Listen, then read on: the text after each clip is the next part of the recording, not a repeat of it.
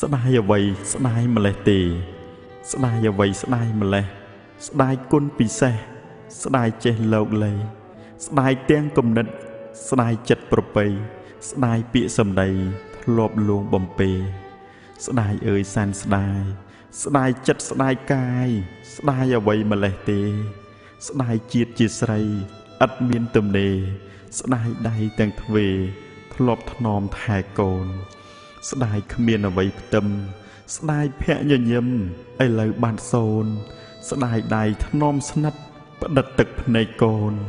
ជីវិតស្រពោនត្បិតកូនអស់ម៉ែស្ដាយអើយសែនស្ដាយកូនរស់ឥតម្ដាយ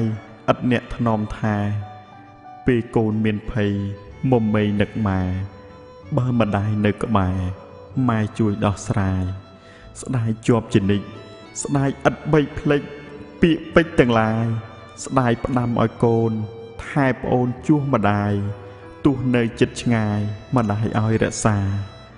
ឲ្យថែគេឈ្មោះបាយជីវិតរស់ជួយដោះបញ្ហាកុំស្លាប់ស្មារតីមុនថ្ងៃមរណា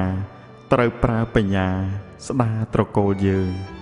រស់ក្នុងសង្គមអ្នកតូចអ្នកធំកូនកុំនាំភ្លើងឃើញខុសច្រងោ